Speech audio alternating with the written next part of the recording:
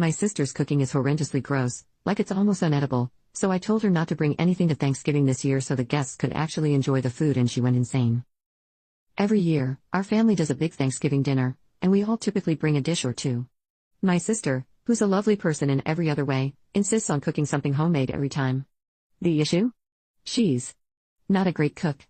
And I don't mean just not great, I mean she has somehow managed to turn classic dishes into borderline inedible creations. For context, last Thanksgiving, she showed up with her special recipe stuffing that was over-seasoned with random spices like cinnamon and cardamom. It was dry, and the flavors were confusing and totally off for stuffing. Only one person took a small bite, and the rest went untouched. Another year, she brought a green bean casserole that had some kind of strange, chewy texture. She later admitted she used coconut milk and almond flour to experiment. No one wanted seconds of that, either. This year, I'm hosting Thanksgiving. Since I'm responsible for putting it all together, I wanted to keep the menu consistent so that people could actually enjoy a cohesive meal. I thought I'd avoid drama by asking her to bring non-food items instead, like wine, soda, or even some flowers. I explained to her, very kindly, I thought, that I just wanted to make things easy and streamlined, and I'd handle the main dishes. But she didn't take it well. She got offended and told me I was being controlling and shutting her out of the family gathering. She then accused me of making her feel inadequate and said that Thanksgiving is about everyone contributing, not me deciding what's acceptable. I told her that everyone appreciates her effort, but that she could contribute in other ways and still be part of it. She doubled down and said she's bringing her famous green bean casserole whether I like it or not. Now, my mom and a couple of other family members have chimed in, saying I should just let her bring whatever she wants because it's Thanksgiving and it's the thought that counts. They're acting like I'm committing some huge offense by wanting the food to be enjoyable for everyone and not have random experimental dishes that no one will eat. But I feel like I'm just trying to keep the meal enjoyable and, frankly, edible. I don't think it's wrong to want guests to actually enjoy the food, especially since I'm putting in a lot of effort to host. Am I really being unreasonable here? Am I a jerk? Comment. I'm just super curious what other things she's made. If you're willing to expand on a few more. I want to know how bad we're talking here. Oop. Oh, buckle up, because there's a list. Here are some highlights from past family gatherings. Thanksgiving 2019, she made a spicy cranberry sauce that had whole chunks of jalapeno in it. She insisted it was elevating the flavor profile, but it ended up making people's mouths burn while eating turkey. We tried to pair it with other stuff on the plate, but it was a no-go. 2. Christmas 2020, she brought a fusion mac and cheese with wasabi and horseradish mixed in. Let's just say it was a very unexpected flavor to experience in a traditionally creamy, comforting dish. There were some coughs and watery eyes at the table that night. 3.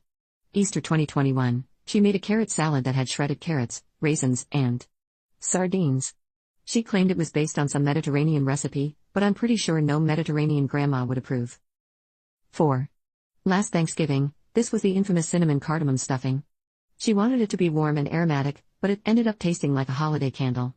The texture was also super dry, and even though she noticed no one was touching it, she blamed it on us not appreciating new flavors. 5. Family barbecue this past summer, she did a barbecue tofu thing that had an odd vinegar peanut butter sauce. I don't know what cuisine inspired that, but it didn't belong anywhere near a grill.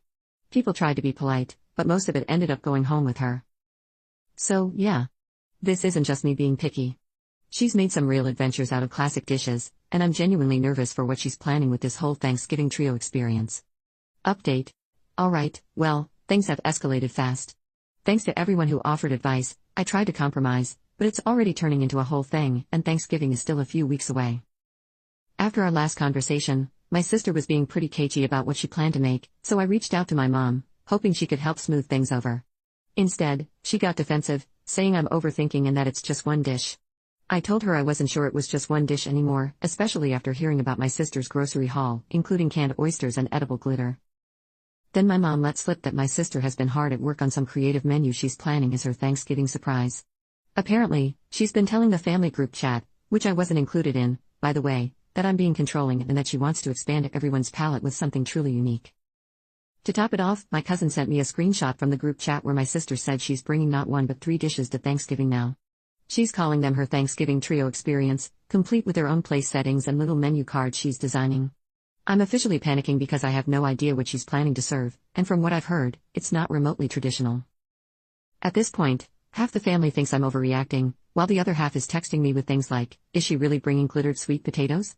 I feel stuck. If I try to control it anymore, I'm the bad guy, but if I don't, Thanksgiving might turn into a tasting event for my sister's avant-garde cooking. So yeah, Thanksgiving is weeks away, and it's already become a family spectacle. I don't know whether to brace myself or just preemptively order pizza.